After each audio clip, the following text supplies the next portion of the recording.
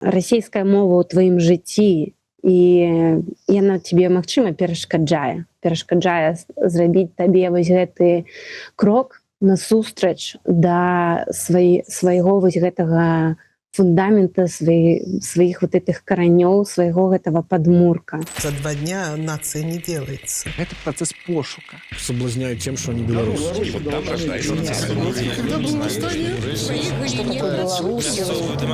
Честность – это не национальная идея. Працягваем шукаць, прамаўляць, намацаваць беларускую нацыянальную ідэю.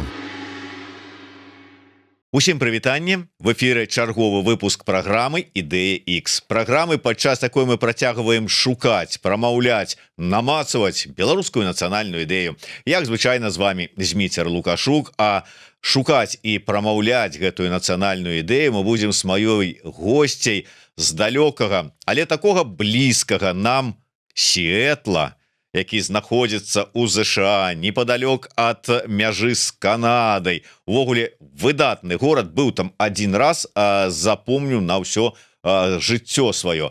Актывістка беларускай суполкі Сіэтла Люда Астапчук. Прывітанне, Людмила.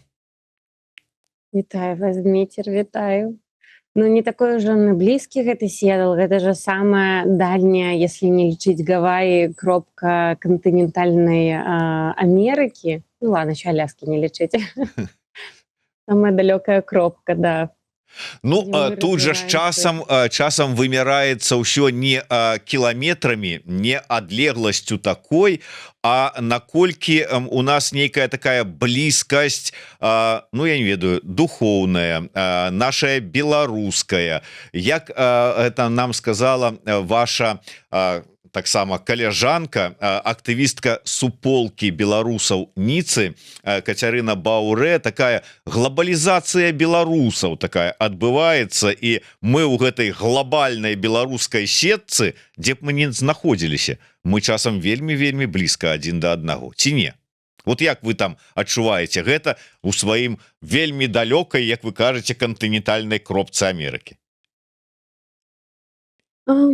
Ёсць адчуванне, што беларусы неяк звязаны, вось гэтыя 3 рукі пацісканні, і па ўсім ЗША, і свае людзі, і в Новай Зеландыі, і в Аўстраліі, і в Італіі, і в Грузіі, і ўсюды ёсць гэтыя беларускія кантакты, і это так прыемна адчуваць, што что есть вот эта сетка, как вы кажете. Нам не так давно написали в Инстаграм, ну, некий хлопец, не знаю, мужчина написал: «Я живу там 10 в Европе, мои сябры 10 в Новой Зеландии, а у вас будет выступать музычный гурт, на который ни я, ни яны не трапляем, але я хотел бы своим сябрам подарить цішотку з гэтага тура, гэтай группы. Я оплачу квиток, может кто-то з беларусаў пайсці на гэты концерт и набыть гэтую цішотку, и потом яе отправить в Новую Зеландию моим сябрам беларусам». Я такая, ну дайте я запытаю, і судом знаходзіцца чалавек, які ідзе на гэты канцэрт, он такой: я куплю, я отправлю. Я такая: как такое магчыма? Вот. Людмила, можа быть, вы гэтага не засталі. Дарэчы, колькі гадоў вы ўжо знаходзіцеся далёка ад Беларусі? 9 гадоў.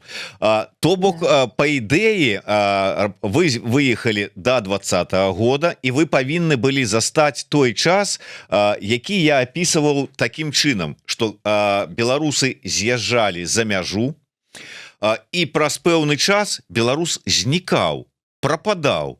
Затое з'яўляўся там новы амерыканец, новы канадыец, новазеландец, там паляк, брытанец, яшчэ хто-небудзь. Беларусы вельмі лёгка, как бы, мало таго, што, ну, как бы так, знаходзілі сваё месца у новой краіне, у новым грамадстве, але вельмі лёгка там как бы забываліся на сваю вот эту, на свае карані, вот тое, что я беларус, не, я уже не беларус. То до 20-го года гэта было вельмі распаўсюджанае. Ці сутыкаліся вы з таким? Да, я бы даже сказала, что я сама нечым подобным грашыла.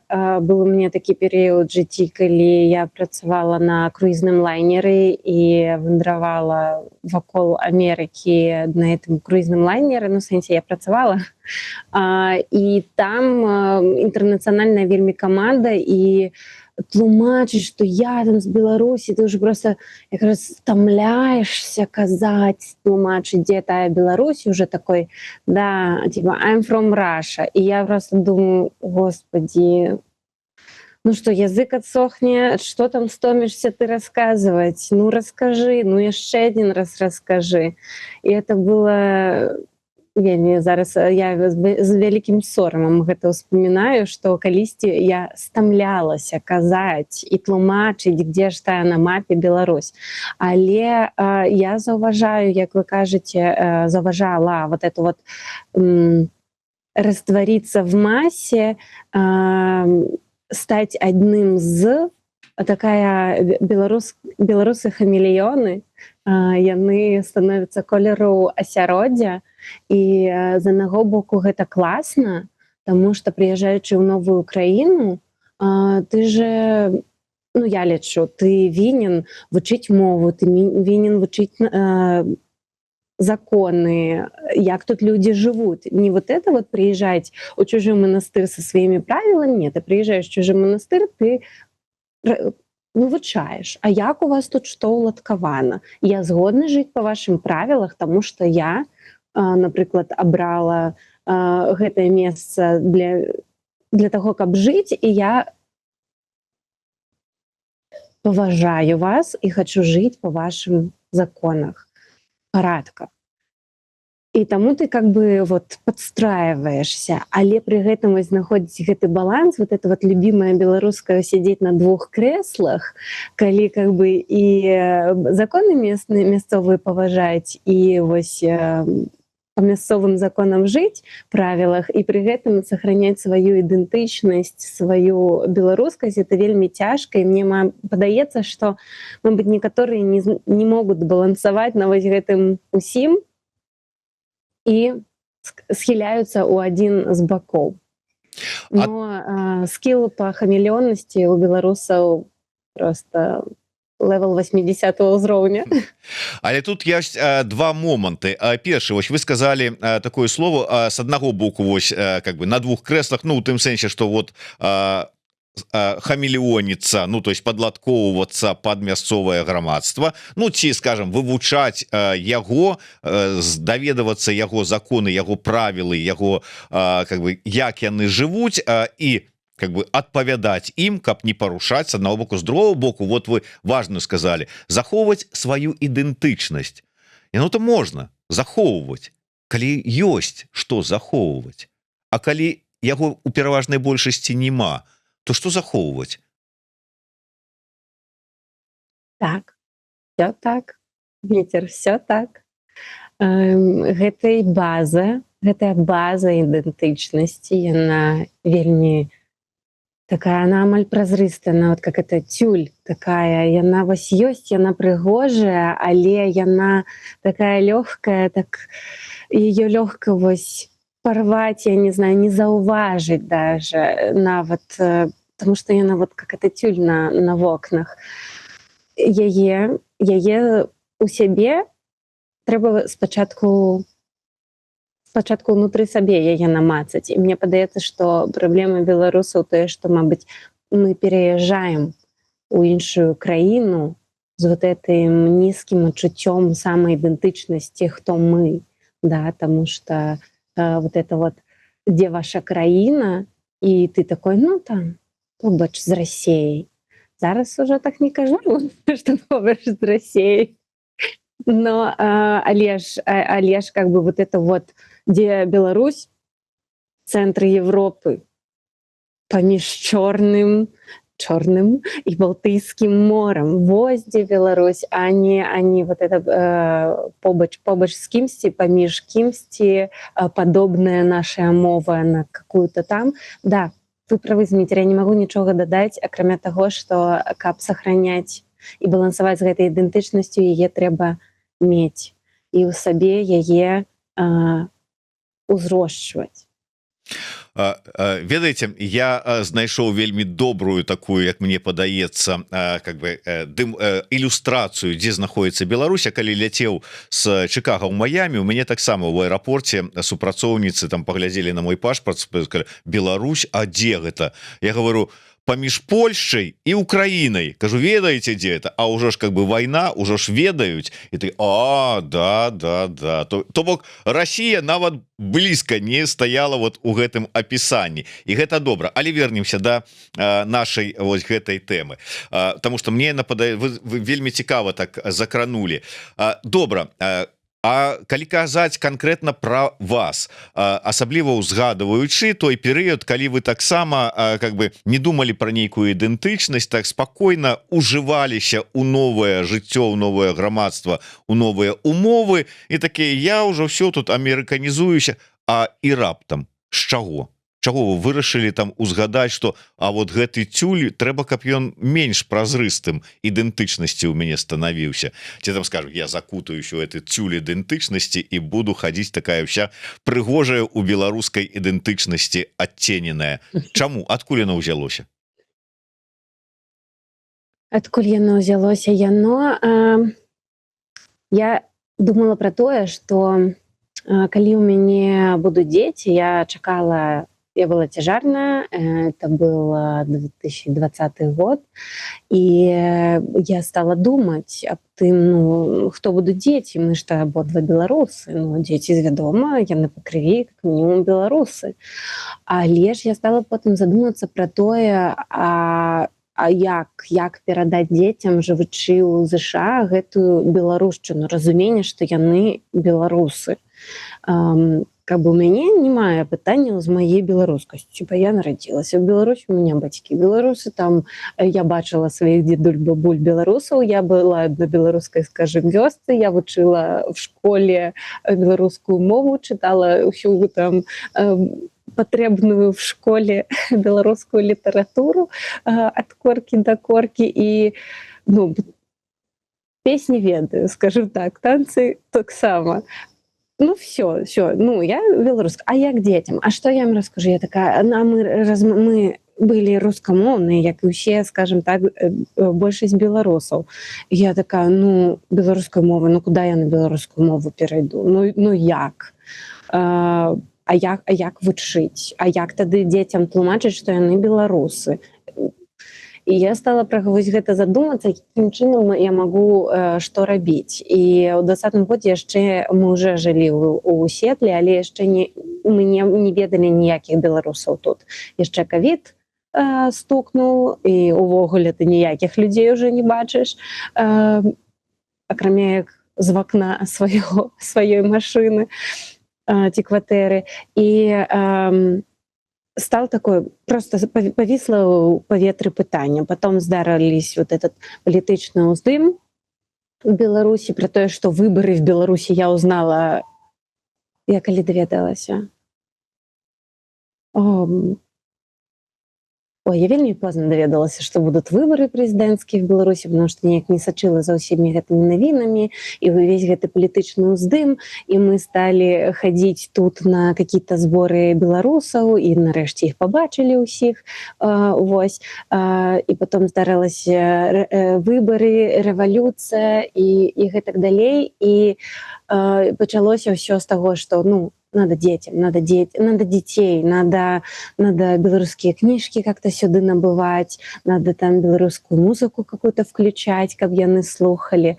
Але ўсё ўзмацнілася з цягам часу, вся гэта сур'ёзнасць, патрабаванне, неабходнасці, сустракаеш других беларусаў, пачынаеш з імі размаўляць: а давайте стасавацца разам, мы ж такія класныя, давайте, і вы просто стасуетесь просто потому, что вы беларусы.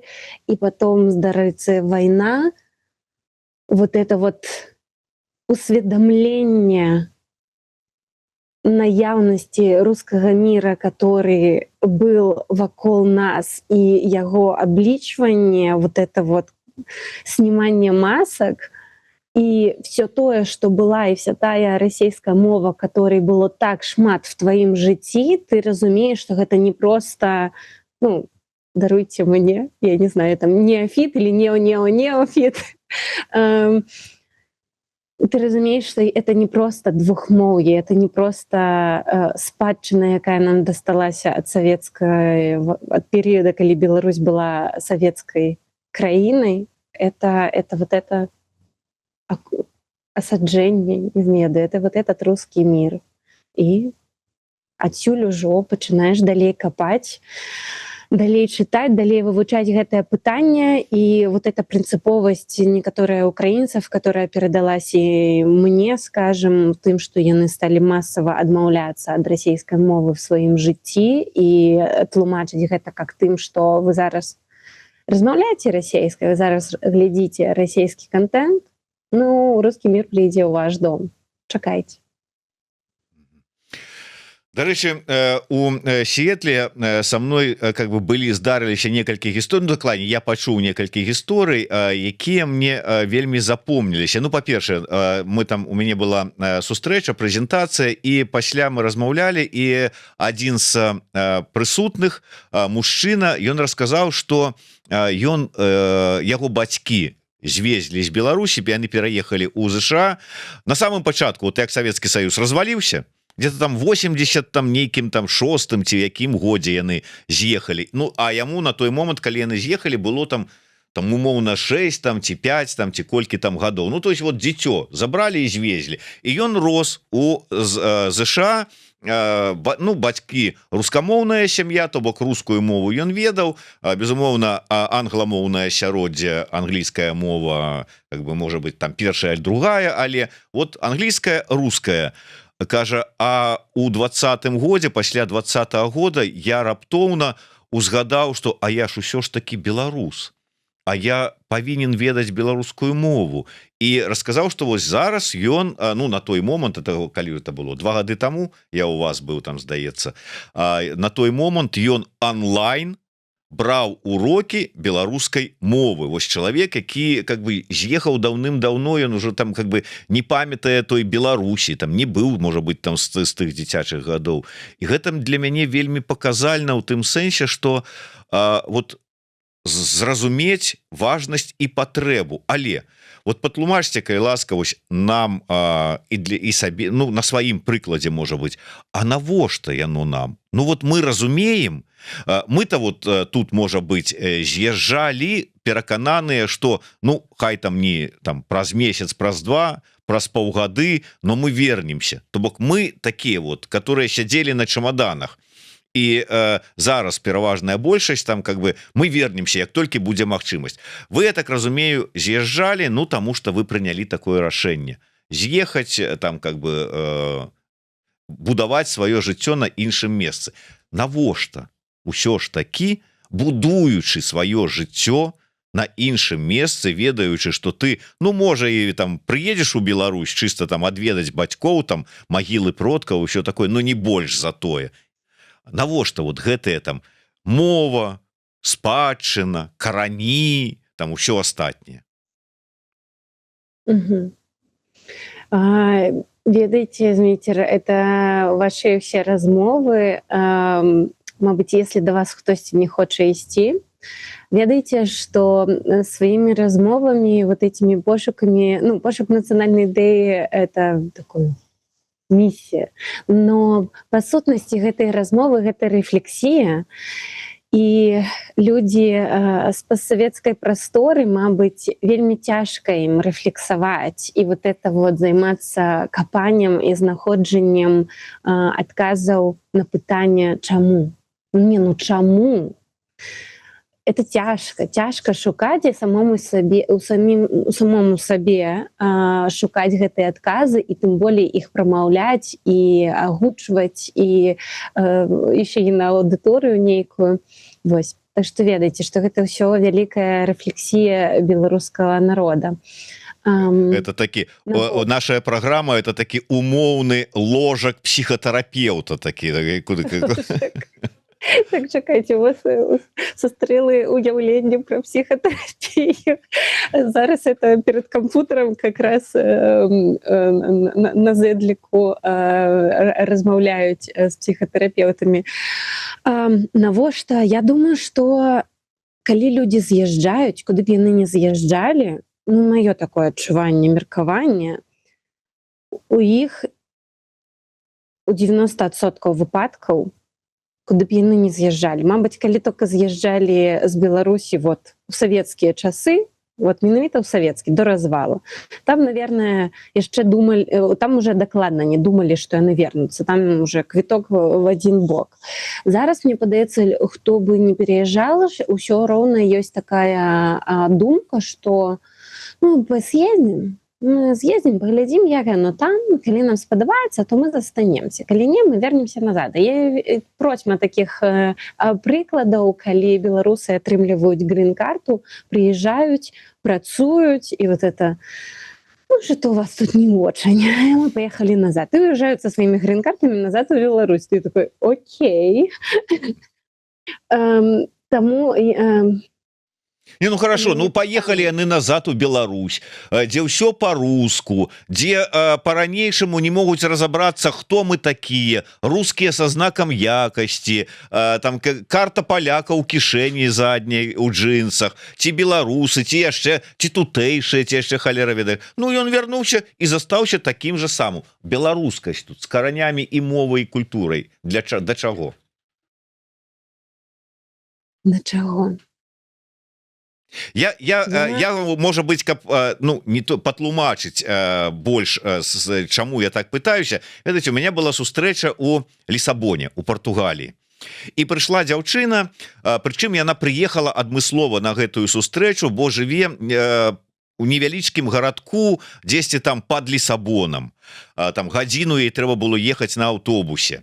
Яна прыехала, яна рускамоўная, яна пераехала, ратуючыся ад пераследа пасля 20-го года. То бок такая ж самая вымушаная эмігрантка. І мы завялі размову пра вось пра што мы зараз з вами гаворым, пра мову, пра тое, навошта яна нам, калі нам патрэбная сацыялізацыя і вывучэнне мясцовых моваў, на што нам беларуская, і яна мне кажа: Зміцер, я вельмі хачу, але вот я у Партугаліі, больш за тое, я ў невялічкім гарадку, дзе я адзіная беларуска, мне размаўляць нават по-беларуску там, на месцы, нема з кім. Вот калі ты мне патлумачыш, скажешь, вот аргумент один хотя бы, навошта, вот для чаго я павінна з сябе штурхануць і гэтую мову вывучыць, прычым яна рускамоўная, то я гэта зраблю абавязкова. Вот што б вы ёй адказалі? Вывучить, тоже в школе все учили. Если у тебя бацькі были не военные, то учил белорусскую мову в школе. Калі мне люди кажут, что я белорусской не ведаю, я ее не вучил, я здзіўляюся, як можна, ну, все в школе были, у всех была белорусская мова, литература, не знаю, докладно, калі вы пришли в школу пасля 92-го году. Люда, вы, відаць, не глядзіце зараз такія вот кароткія стрымы, якія робяць з Беларусі цяпер, і там ёсць такія невялічкія хлопцы, там дзяўчаты, якія робяць апытанні на вуліцах Мінска, і ёсць адзін, які там по-беларуску там кажа, там, ну, дакладней, просіць падлеткаў, дзяцей, якія ў школе вучацца беларускай, з беларускай мовай. Як вось гэтае слово по-беларуску? Мне жах бярэ, яны самае звычайнае слово, ну как бы вот такія вочы і такія: мы не знаем. А вы кажаце тое ж самае, плюс-мінус, але пераважная большасць тое ж самае. Яны адхадзілі на гэтых уроках, адсядзелі там, можа быць, да, яны разумеюць беларускую мову, але, ну, пераважная большасць не больш за тое. Мне надо знайсці аргумент для таго, каб беларускі, которая рускамоўная, вывучыла беларускую мову і пачала па ёй на ёй размаўляць или штосьці рабіць. Я думаю, я не знайду такіх дакладна аргументаў, которые і патрэбы, каб у меня у самой такой патрэбы не было пэўны час. Я не планавала пераходзіць на беларускую мову, каб я памятаю, як мы з мужам яшчэ жывячы у Беларусі паехалі кудысьці там у вандроўку ў Бельгію і ехалі у нейкім маршрутцы, і я такая: а давай мы прикольнёмся і пачнем размаўляць по-беларуску з тобой зараз тут вот у гэтым міні-аўтобусіку, каб ніхто не падумаў, што мы з тобой з Расіі. І увогуле нас ніхто не зразумеў. Вось так гэта было. І я не планавала пераходзіць на беларускую мову, і нават я вучыла тую беларускую мову, у мяне там былі добрыя балы по беларускай мове, і я нават здавала экзамены в школе в 11 класе і при поступлении здавала ЦТ на беларускай мове, але я на ёй таксама не размаўляла. І я сама таксама не з вёскі, как бы у меня не мае там у них сталага бэкграунда беларускамоўнага. Пакуль не стала вот эта вострая неабходнасць, патрэба і паразумение, ну, што мне трэба. Мне трэба, і я павінна гэта зрабіць. І тады пайшлі намаганні ў гэты бок, але безумоўна асяроддзе і падтрымка сям'і вельмі важна у гэтым аспекце.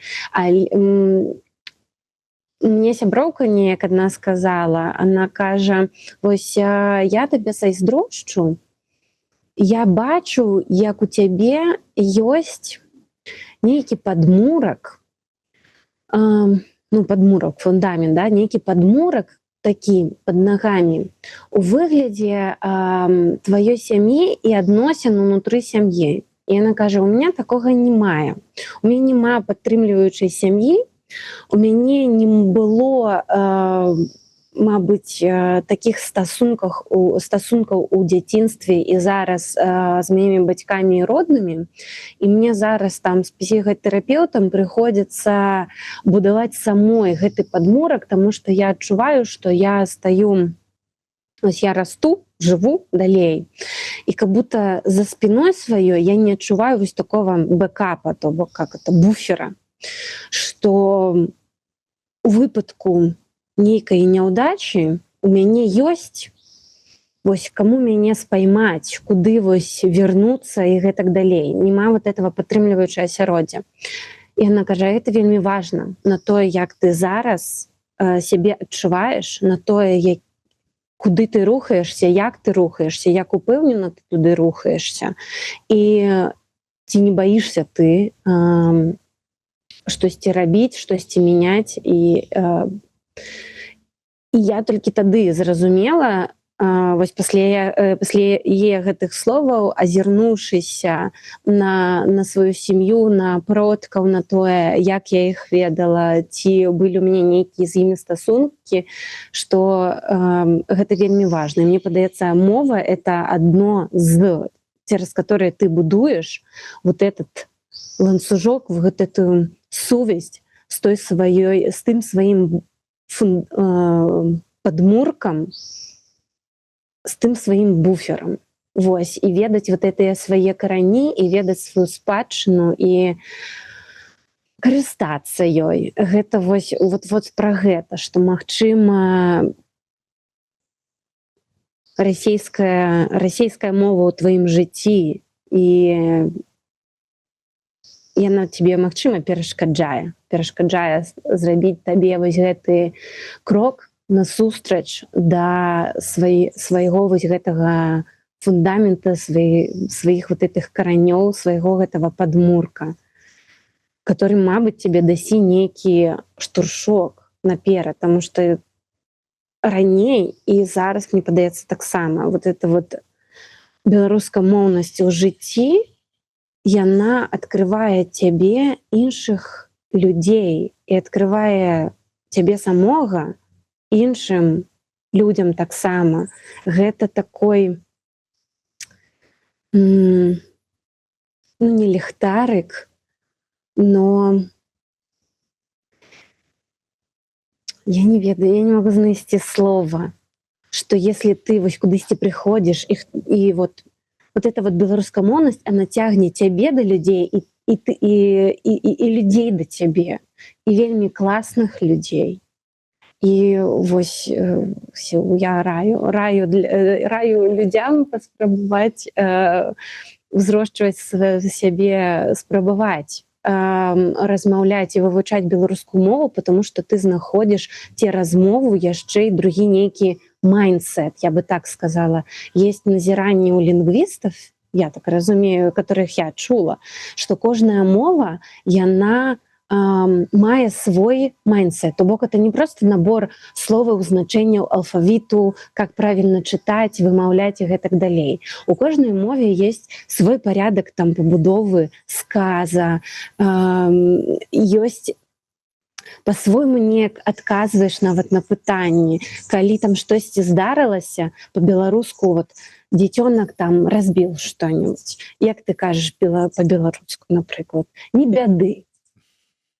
Ну, я так кажу, не бяды.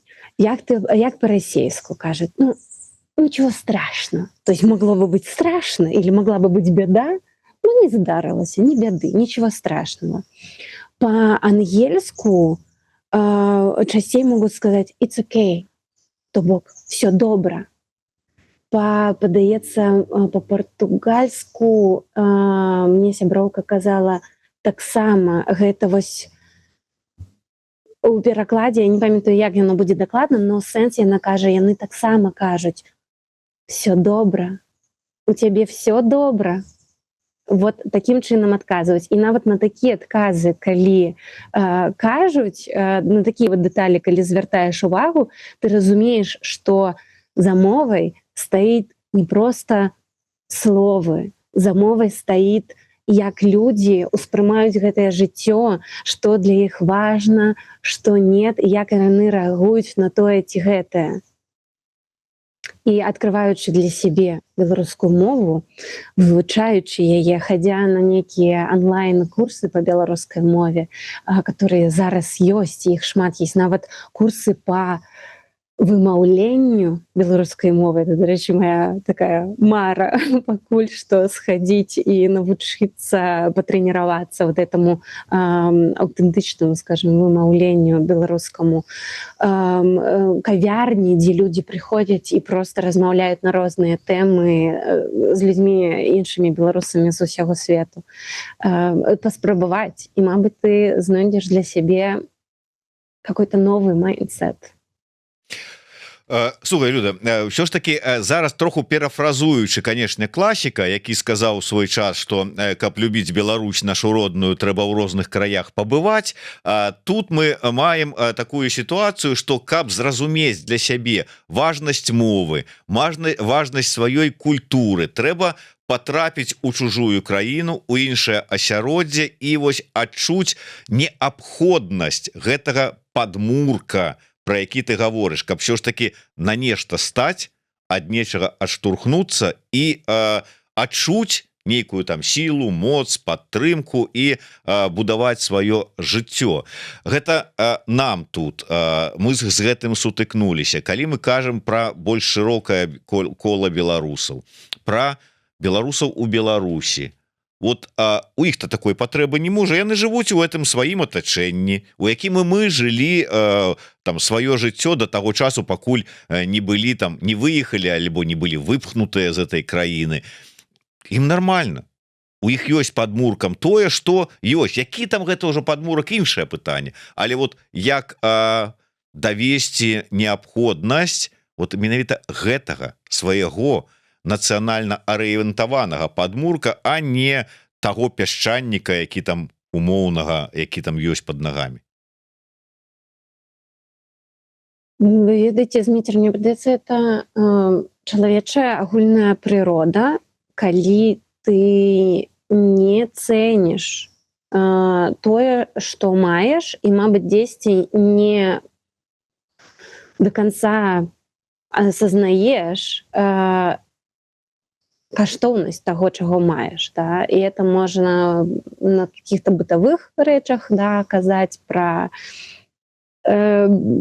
что мы маем, и потом, коли мы отправляемся куда-нибудь в лес, в поход, и у нас этого не стае, и мы адчуваем, як же нам добра жывецца вот з тым, што мы маем, тому што калі яго няма, вось так вот мы яго адчулі патрэбу і важнасць таго, што маем.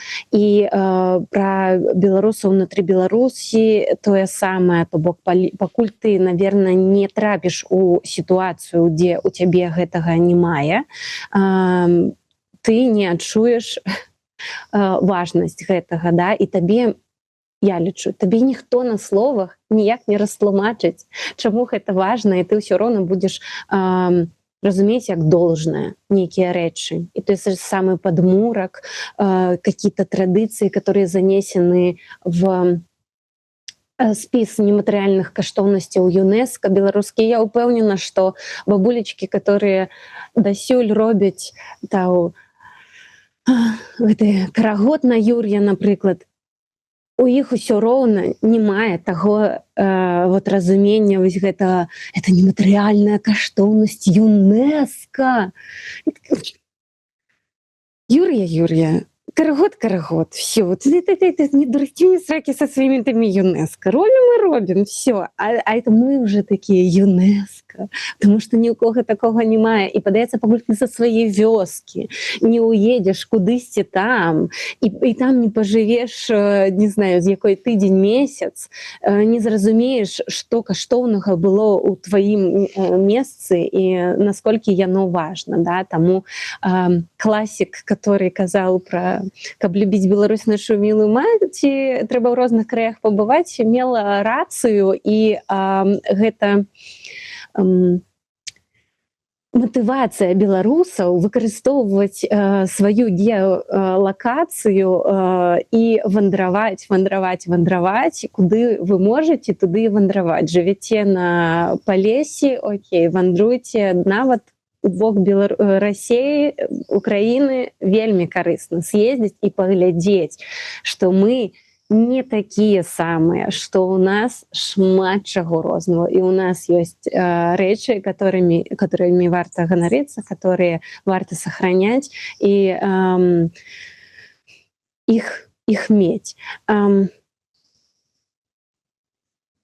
Ці адказала я? Адказала, але все ж таки, вот калі працягнуць гэтую думку, ну вот как бы, ну вот сваё, да, беларускае, да, вот там бабки, там Юр'я, там детки, там яшчэ что-нибудь, ну конечно, добра, давай вот покладзем у шуфлядачку там дзесьці на дно сундука гэты увесь нафталін. Ну, а то, что, зразумела, один раз прикольно достать там на купальне, нешта там вот отсвяткаваць, поскакать над вогнішчам, и все. А все астатняе, ну, гэтыя фольклоры, гэтая все цячэ вода ў ярок, там купалінка бедная, несчастная, уже заюзаная, гэтыя сарафаны, гэтыя вышиванки. Ну, где вот это вот движуха, где вот сучасность, где вот это такое? Не, ну хай будзе, ну вот ляжыць там у сундуку, а мы вот будем жить там своим жыццём. Так ці не? Не, ну слухайте, а что вы хочете, да? Скажем, это... Як что хочу? Каб это все было, як некалі сказал Франак Вячорка, каб это все было секси. А якое тут секси, калі табе там вот бабки нейкая там Юр'ю там спяваюць?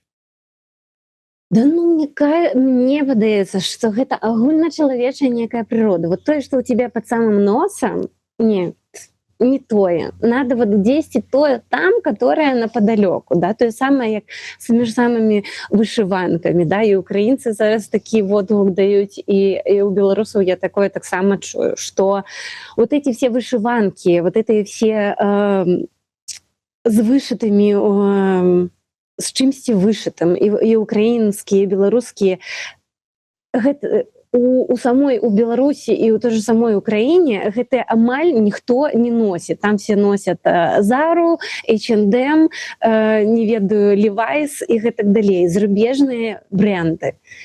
А здесь, калі у цябе гэтага, як кажуць, лайна за баней, то табе вось гэтыя все H&M, Зары і вот гэтыя ўсе Кельвін Кляйны з адидасамі не цікавы ўжо становяцца. Ты хочаш чагосьці такога, чаго тут ужо ні ў кога не мае. Тады ты звяртаешся па гэтай вышыванкі, і таму тут вышыванак на колькасць беларусаў, на душу беларусаў, как-то на долю больш, чым у самой Беларусі.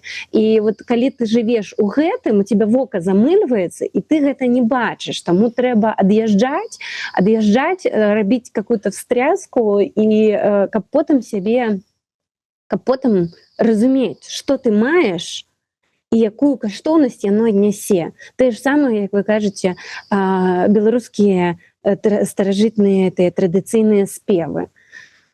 Ну, ты, господи, приезжаешь, эти бабулечки такие завываюць, що яны там завываюць. І не цэніш гэта, як там у фільме «У волі дземкі» пра старажытныя песні старой Европы. Можна, дарэчы, на Ютубе паглядзець фільм «The Songs of Old Europe». Яно на беларускай мове знята как раз пра старажытныя спевы беларускія. Ну і там бабулечкі кажуць, ну мы спяваем, ну што внукі? Внукі сидят, смеются, хохочуць. Ну, а што яны разумеюць, што это что-то каштоўнае? Нет. А тут мы берем, у нас конференция вот здарылася месяц назад в галоўным універсітэце нашага штату Вашингтона. Конференция даследаванняў Европы, России и Азии. І запрасілі туды Волю Демку з гэтым ейным фільмам пра старажытныя песні Европы. Значит, мы ў чарговы раз беларусы сидзім глядзім, да, бабулечкі спяваюць старажытныя спевы беларускія. І потом водгукі ад замежных прафесароў, то бок мясцовых прафесароў там из Эстонии, Литвы, Украины, Чехии, которые уже живут тут, у США, и працуют тут у мясцовых университетах, но они как бы вот филологи, лингвисты, историки. И они такие: не, ну болгар, ёсць спевы.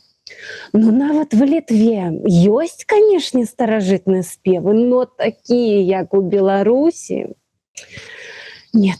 Таких вот спеваў старажытных, таких вот аутентычных, такого соку, смаку ни у кого нема. И ты сидишь такой: понятно, зразумелі, мы и не ведали, что высветляется, что у нас яно вон под боком лежить, яго там валом, а яно такое каштоўнае, высвятляецца, што ні ў кога такога не мае. А пакуль табе как бы не скажаш, што такога ні ў кога не мае, адкуль табе таксама ведаць, што это ні ў кога не мае, да? І гэта як гэта можна зразумець? Толькі калі ты з'язджаеш, глядзіш на свет, вяртаешься назад і такой: ага, ні ў кого такога не мае. Или пакуль тебе хтосьці з замежнікаў не прыйдзе, таксама не скажа: ведаеце, ні ў кого такога не мае. А вот это вот я нават не ведаю. Я не ведаю, як сябе зрасціць гэта адчуванне, што тое, што я маю, гэта мае вялікую каштоўнасць. Я не ведаю. Я вы, Зміцер, калі вы ведаеце такі прыклад, які народ ні на кога не глядзеў і сам такой высокагодны, не параўноўваючы сябе ні з кім, я бы хацела на іх паглядзець і з імі паразмаўляць. Ну, тут, конечно, можно подумать, а так сходу вы тут мяне таксама тут троху подловили, вот такі народ, нікога не глядзеў, сваё там, ну, я не ведаю, можа быть, вон народ, які по свеце хадзіў раскіданы, а нарэшце, каб зрабіць сваё і вярнуць сваё, пабудаваць сваё, Ізраіль, габрэі, вот ўсё ж таки зрабілі. Але, ну, мы-то, можа быть, знойдзем у сабе вот это разуменне, адчуванне, что вау, а это вот оказывается вон там пан профессор с Ельского университета мне сказал, и я так: вау, да. А детям нашим Як гэта давесці? Ім словы прафесара это как-то не аўтарытэт, а яны сядзяць, слухаюць этих бабуляк і так думаю, знаешь что, я пойду лепей Дисней погляжу. Вот ім як перадаць это? Ну вот у вас же у вас двое дзяцей, да, наколькі я разумею, вот як вы ім перадаеце? Нема такого адчування там ці там крыўды наших творцаў, умоўна кажуць, дзе наш беларускамоўны Дисней, дзе наш на падставе наших гісторый, казак, паданняў умоўны там храбрае сердце? Где это ўсё, чтоб можна было ганарыцца і сказаць: о, ну-ка пошли там сын, дочка, поглядишь, как там наши дяды подоршай, причем снято все в лепших традициях Голливуда. Ну вообще Дисней наш, да? Не, ну это зразумела, як і Воршина Беларуси. Дисней наш, да. Ну, не было умоў для того, каб гэта ўсё развівалася, да, для того, каб гэта зразумела, але гэта вы сваім дзецям гаварыць не будете, которые кажуць там: я хочу мультик. И ты скажешь: я б табе показала беларускамоўны мультик круты, но у нас так усё развівалася, што яго няма. Да? Да, я думаю, что все начинается с семьи, и на жаль, а может не на жаль, трэба брать адказнасць на сябе и самому нешта рабіць. Яно как вось я калісьці прачытала гэта в «Мастере и Маргарите» и чамусьці такая запомнила и прям как будто карысталася им вот этим словами гэтага Воланда, калі там нікога нічога не прасі, асабліва мацнейшага за цябе, самі прыйдуць і самі ўсё дадуць, калі Воланд казаў Маргарыце, да? И, наверное, я нейкі пэўны час с таким, можно сказать, майндсетом таксама была и жила, что вот это не прасі, самі прыйдуць і самі ўсё дадуць. І, мабыць, толькі пасля пераезда ў ЗША ты разумееш, што тут так не працуе. Пакуль ты не прыйдзеш, пакуль ты не распавядзеш, пакуль ты не самапахвалішся, пакуль ты не папросіш, ніхто нічога не прыйдзе, ніхто нічога не заўважыць, ніхто нічога не дасі. Пакуль ты сам сябе или сваё нешта не прадасі як ідэю, нічога не здарыцца. Хочаш далей сядзець, сядзі, нічога не праплыве, нічога не прынясе на блюдечке вот этой с голубой каёмачкой, нічога не будзе. І тое самае з гэтай беларушчынай. Нічога не здарыцца ў жыцці, ты не станеш раптам беларусам, пакуль ты сам не пачнеш у гэтым накірунку штосьці рабіць, да? Вось, как вы кажаце, хлопцы Беларусі там падходзяць, запытваюць пераклад на беларускую мову беларускіх слов, падаецца Ілья Шинкаренко, я там дзесьці в інстаграме, падаецца, на яго падпісана. Тое самае, пакуль ты сам не пачнеш штосьці рабіць у гэты накірунак, нічога не здвінецца, нічога не будзе адбывацца. І тое самае з дзецьмі, тое самае з гэтымі мультикамі і гэтак далей. Хочаш мультик? Вось тебе аловак, вось тебе папера, ідзі малюй. Вон табе, не знаю, фотошоп или дзе яны там малююць зараз. Ідзі, вучыся, малюй і намалюй сваю бітву падворшай, сваё храбрае сэрца. Или не хочешь вучыцца, не хочешь маляваць, не пытанне. Есть люди, которые могуць гэта зрабіць, дай грошай. У тебя есть грошы? Или ты нічога не умеешь, но у тебя есть гроши, у тебя немного грошей, но все ровно. Иди на громко, иди в какой-то коммуникат, какие-то шмат зараз ёсць месцаў, дзе можна падтрымаць проекты, годныя проекты. Ідзі і падтрымлівай іх. Не можаш сам рабіць, прынось грошы, іншыя людзі зробяць, толькі потом не забывай гэта спажываць тое, што ты на што ты ўклаўся. І пра мульцікі і дзецям як ім патлумачыш, што вось гэта мае сэнс, мае каштоўнасць, тое самае. Вот недавно у Маляваныча быў пост аб тым, што вось мы запісалі на Бэйбус новыя главы Піпі доўгая панчоха, і, маўляй, там мала праслухоўванняў, мала увагі да гэта. Як жа так, што яно нікому не патрэбна. І дзесьці там хтосьці посціў, рэпосціў, каменты чытаеш, і там, што вы хацелі? Ну, вот Вы бачылі гэтыя беларускія мульцікі? Дзецям Дысней падавай, ім надо яскравая карцінка, яскравы малюнак, яскравы персанаж, там тут взрываецца, тут свісціт, тут взлетае. Ну чакайце, ну што вы дасцё, то дзіцёнак будет глядзець. Не надо скидывать адказнасць на кагосьці, што ён там негодны контент робіць. А ты гэты контент включаеш, ці у тебе дзіцёнак сам бярэ YouTube, зараз я знайду, што я буду глядзець. Нет. Яму контент даеш ты з самага пачатку. Если ты не даеш яму Disney, зразумела, ён будзе яго дзесьці бачыць, асабліва калі вот у мяне, я жыву ў США, тут паўсюль гэты Дисней, как бы в книжную краму заходишь, там какая-нибудь диснеевская книжка, где-нибудь там в шпиталь приходишь, там на телевизоре могут же быть у зоне чакання диснеевские. Да, конечно, это вот мимолетное может быть, але то, что ты дома включаешь, то, что ты включаешь на телефоне, дзіцёнку на планшете, вот это важно. И что ты ему включаешь, да, можно сказать, ой, но дзіцёнак не будзе глядзець вот это вот Беларусь фильма, вот этот вот мультик. Спокойно.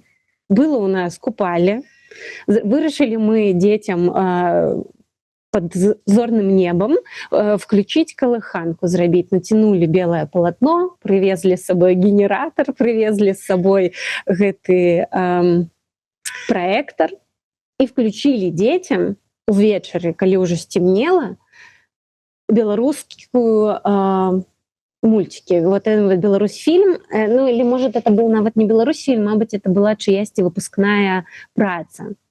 И про Пилипку есть такой, там Пилипка, Баба-Яга. Я вам скажу, что дети, конечно, залипли на гэтага Пилипку, но залипли и дорослые. Дорослые взяли и стояли разом с детьми, глядели гэтага Пилипку. Здесь, ну, вы просто включите, возьмите на себе адказнасць, знайдите гэты беларускі контент с мультиками, запытайте у своего асяроддзя, может, кто-то ведае, и вы знойдете для себе контент для детей на беларускай мове, для того, каб яны глядзелі яго, і для того, каб потым яны працягвалі як бы хацець яго паглядзець на беларускай мове. Зараз ёсць таксама можна вкінуцца грашамі, каб тую самую холоднае сэрца, гэтую Frozen, пераклалі на беларускую мову, і вы яго паглядзелі. Кинокипа, кто не ведаў, калі ласачка, глядзіце з дзецьмі Disney, ну глядзіце яго по-беларуску. Там і спяваюць по-беларуску, і размаўляюць шматгалосным перакладам по-беларуску. Данаце на гэта грошы, і будзе вам беларускі контент. Ну, калі не намаляваны ўжо беларусамі, ну то хаця бы агучаны беларусамі. Калі ласачка, і гэта можна зрабіць. Трэба проста прыкласці трошечки намаганняў і жаданняў, если ўжо не размаўляць беларускай мовай, то хаця бы таким займацца, каб слухаць беларускія песні, беларускую музыку і глядзець тыя ж самыя фільмы на беларускай мове. Все ёсць. Трэба жаданне трошечки зрабіць крок, включить поисковик свайго Гугла і знайсці гэта. Ну да, але чалавек істота лянівая, яму ж хочацца, каб вот прынеслі на сподачку. Але Люда, я хацеў бы пра іншае яшчэ закрануць тэму. Скажы, калі ласка, вот ўсё ж таки, да, 20-й год, камусьці там, можа, 22-й год, яны, ну, хутчэй за ўсё 20-й год, вот ад гэтага давай штурхнёмся, яны беларусаў абудзілі тых, якія былі ў замежжы, дыаспары.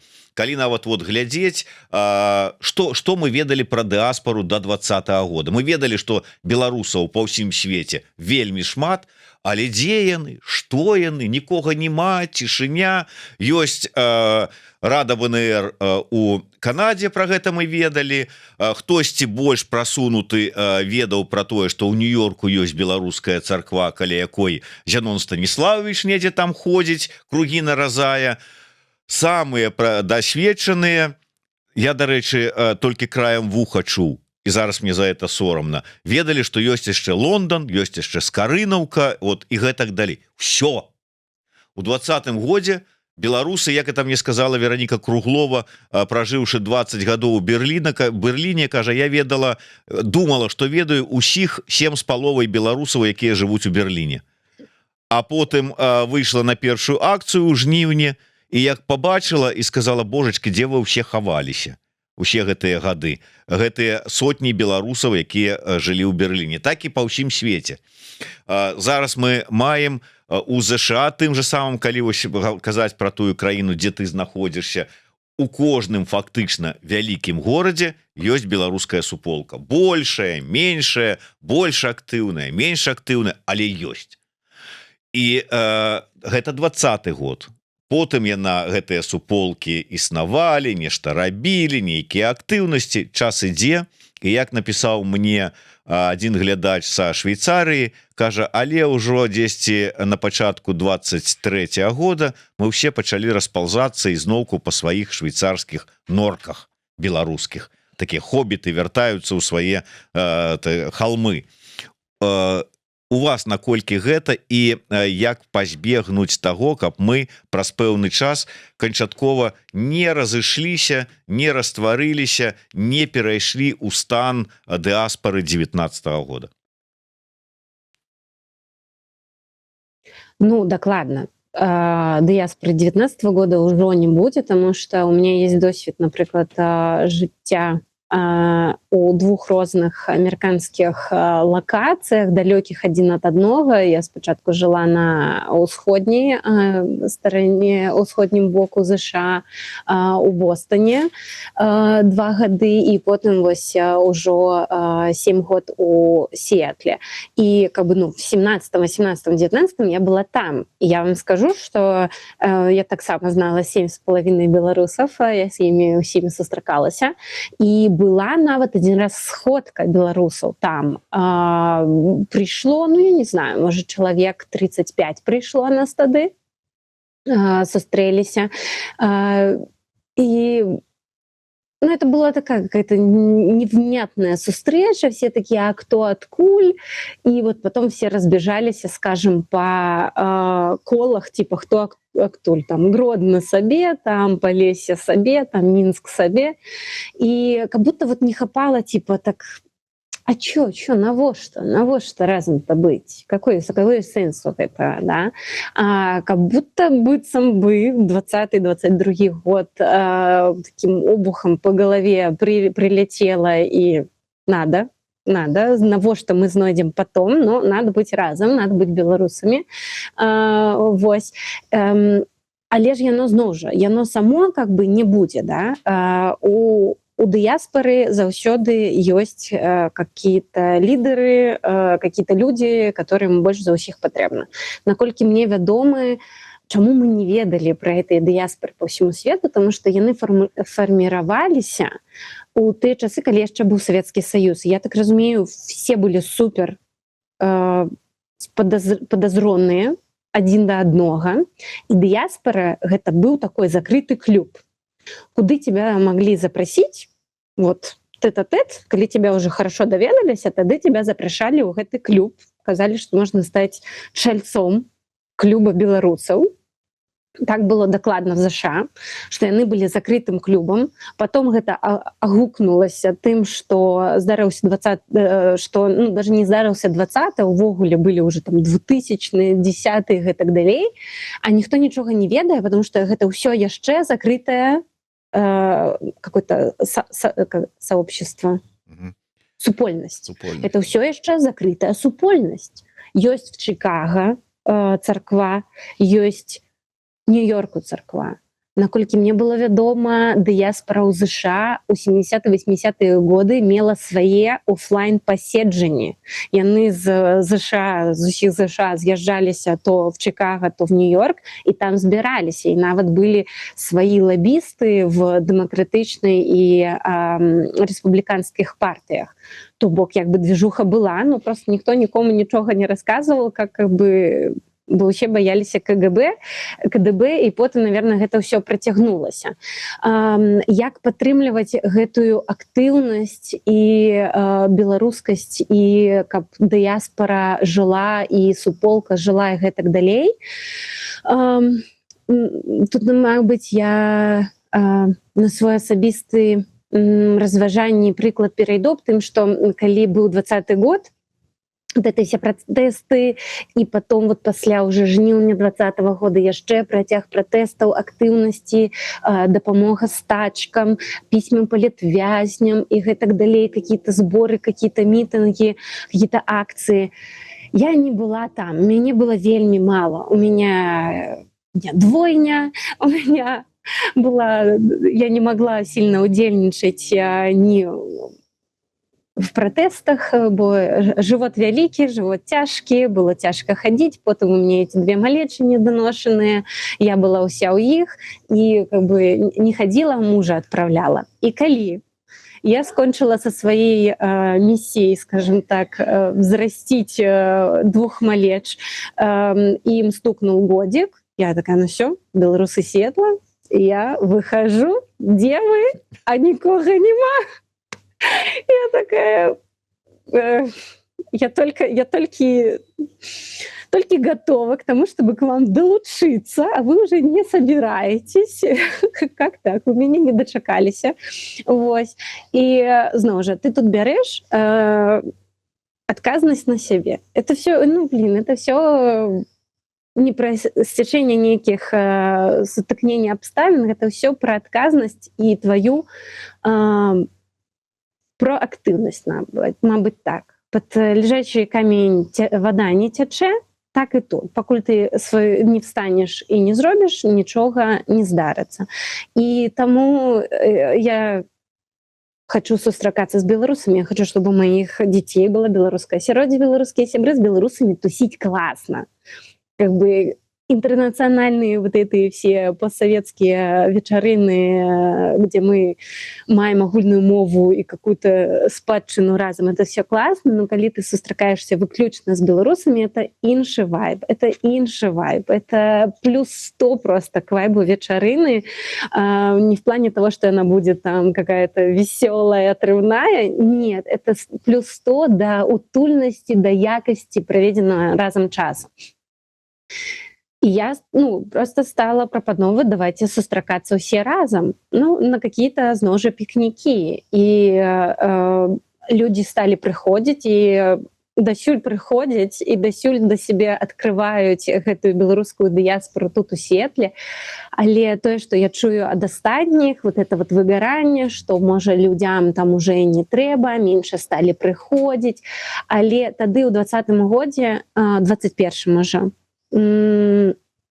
я сабе подумала и агучила услых об тым, что палітычны вот этот уздым, борьба супраць режиму Лукашенко, это все классно, это важно, но на гэтым далёка не уедешь.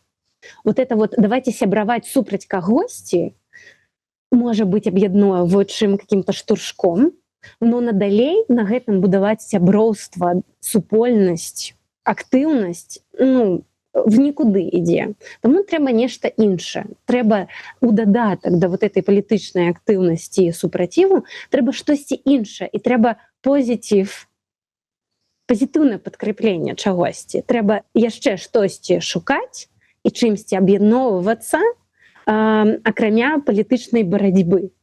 І тут прыходзіць тое, што у нас есть культура, у нас есть класныя святы, давайте разам іх святкаваць, давайте на пазітыўных закрепляць вось гэтыя, давайте ладзіць беларускія вечарыны, можа нават не да беларускіх святаў. То бок нашы першыя вечарыны, которые у нас былі, гэта быў Хэллоуін по-беларуску мы рабілі, потом был Новый год по-белоруску, где мы делали Деда Мороза, Зюзю, Снегурку, детям купляли подарунки и робили для них такі ранішнік, вось, як мы яго назвали. І потым паціху такі, ну давайте гуканне, может, зробім. Хорошо, гуканне зрабілі, не, ну слухайте, без купальні, куда без купали? Ну, давайте купали зробим. И вот так вот потихоньку, помаленьку мы уже не святкуем там белорусский Хэллоуин, у нас есть дяды, мы уже на дяды збираемся там, а у нас есть багач, это ака дажинки, ну вот багач, мы собираемся на восеньский такой пикник, и он у нас багач называется, мы уже не Новый год святкуем, мы уже коляды святкуем, мы уже не масленицу святкуем, як гэта то было в першы год, мы гуканне весны святкуем, вось, и такой пошук вот это, ну, и вот эти вот сустрэчы яны прыцягваюць, але я заўважыла, ведаеце што, Зміцер, што беларусы такія скрамнягі, яны такі, ой, ну з мяне такая беларуска, на мове не размаўляю, музыку беларускую не слухаю, мультики детям не показываю на белорусской мове, там вышиванки не маю, пояс нитку крыжиком не вышиваю. Якая мяне беларуска? То бок людям яшчэ самим, то бок для іх быть беларусам, это какая-то прям годнасць ужо дайшла. І яны не дацягваюць до гэтай планкі. Вот это вот русские со знаком якости, только тут как бы белорусы, самые белорусы это со знаком якости, і яны таксама не долучаюцца часам до наших всіх сустрэч, потому что яны такі, ну я не такі годны, як вы, ну куды ж я прийду? Люди, релакс, просто приходьте, просто будьте разом, просто скажите, я з Беларусі, що маю, то маю. І просто будьте побач адзін з адным. І рабіце гэта константлі, але знайсці вот этот секрет, як жа не згубіць тую суполку і гэтак далей, у мяне адказу немає, я не ведаю, гэта надо просто знайсці людзей побач з сабой, наверное, которым больш за ўсіх патрэбна, і глядзець, што вам цікава, і рабіць тое, што вам цікава рабіць разам. Гэта, мабыць, нават не будет моцна нешта пра беларускае. Напрыклад, вы бегаеце, і есть какое-то спаборніцтва по бегу. Соберите беларускую команду. Вось у нас был забег зараз перашкод, называется «Спартан», где яны бегут, значит, там у них некие перашкоды, яны потом еще в бруде там купаются, там вот это вот все. Белорус взял, написал в чат: я бегу «Спартан», кто хочет со мной? В чатик додалось, может, человек 15. С 15 человек побежало у вынику 5, побегла. Класс, все белорусы. Бежали все 5 хлопцев, все белорусы. Собрались и бежали. Ну, можно гэта лічыць, что гэта какая-то супольная дыаспаральная актыўнасць? Да. Ну и вот что трэба было зрабіць? Трэба было просто в чатике белорусов написать: я бегу «Спартан», гоу, ребята, со мной. Хлопцы, девки. Кто яшчэ? Ну, а не сядзець сарамліва і не чакаць, пакуль мне там нешта вот там. Да. Люда, потому что люди чакаюць, мабыць, што хтосьці прыйдзе, арганізуе нейкае купальне, или хтосьці прыйдзе, арганізуе нейкі пікнік. Нет, люди, не сидите, вы можете. Вот я вам кажу, вы можете все сами. Трэба, можа, прыйдзе не 30 чалавек і не 50, але Человек, который рабіў там, где прыходзіць і 30, і 50, і 300 беларусаў. Поверьте, яно вам не трэба. Вам трэба, чтобы прыйшло 10 чалавек. Это ўжо будзе цудоўная вечарына. Пачынайце, рабіце нешта самі і не чакайце, што хтосьці будзе гэта рабіць за вас. Хочаце вы, чтобы ваши дзеткі хадзілі в беларускамоўны летнік на канікулах? Зрабіце яго, возьмите, выкарыстайце свой тыдзень адпачынку. Да, шкада, але выкарыстайце. Возьмите пару дзетак з сабой і зрабіце гэта разам. Все в ваших руках. Ой, ну і давай на такім вось пазітыве завяршым нашу размову, сфармуляваўшы нацыянальную ідэю ад Люды Астапчук. Як яна гучыць? Ну вот, все было добра. Я не рыхтавалася. Ну, Я не рыхтавалася. Экспромт наше ўсё. Час размовы. Парэфлексаваўшы, прыйдзем да гэтай думкі і яе разам з вами сфармулюем, Зміцер. Ну вось атрымліваецца з того, што я сказала апошняе, што беларуская ідэя в ваших руках. Яна будзе ровно такая, якой вы яе самі вылепіце. І если вы не будете нічога рабіць, ніякая чужая нацыянальная ідэя вам не дапаможа. Ты сказала вельмі добрую фразу: быць побач адзін с адным. Мне падаецца, гэта выдатна цягне, і прычым і рабіць гэта па-беларуску, быць побач адзін с адным. І гэта таксама, да, у нас, дарэчы, будзе у гэтым годзе наш 5-й Дранік фэст, 5-й фестываль беларускай культуры і кухні, і вось мы как раз на днях збіраліся, абмяркоўвалі, якая же будзе тэма нашего Дранік фэста. Вось у мінулым годзе гэта былі простыя словы, і мы так былі... Усё вакол было вось в гэтых беларускіх словах. А мы сталі думаць, у гэтым годзе сталі шукаць асацыяцыі, што такое Дранік фэст, што для нас гэтае свята значыць, што это для людзей можа значыць. І выбралі тэму гэтага года, і яна таксама радок з песні беларускіх музыкантаў. Збірацца разам і святкаваць жыццё. Вось, это вам, если кто понял, тот понял, адкуль гэтыя словы. І гэта вось, это вельмі такой позитив тоже, накірунак, думкі і дзеянні, збірацца разам і святкаваць жыццё. Неважна, сколькі вас, 2 сям'і, 3 сям'і, 4. Рабіце гэта так, рабіце свой маленькі уклад, і ў першую чаргу для саміх сябе. Не трэба думаць маштабамі, не трэба думаць пра всю дыяспору і супольнасць всяго вашай там округа, не ведаю, краіны, горада. Подумайте пра сябе і будьце эгоістамі в этом плане, і збірайце тых самых годных беларусаў вакол сябе, і это уже будет беларуская суполка, это уже будет вельмі шмат. Вось. Так што збірацца разам і святкаваць жыццё, быць разам, побач адно з адным. Це самае галоўнае. Ну што ж, выдатная размова, выдатная нацыянальная ідэя ад нашай выдатнай госці, актывісткі беларускай дыаспоры, беларускай суполкі ў Сіэтле, Люда Астапчук. Дзякуй вялікі, Люда. Да сустрэчы. Дзякуй вам, Зміцер. У Сіэтле, у Варшаве, у Беларусі, у сусвеце нашым беларускім. Да сустрэчы. Жыве Беларусь. Жыве вечна.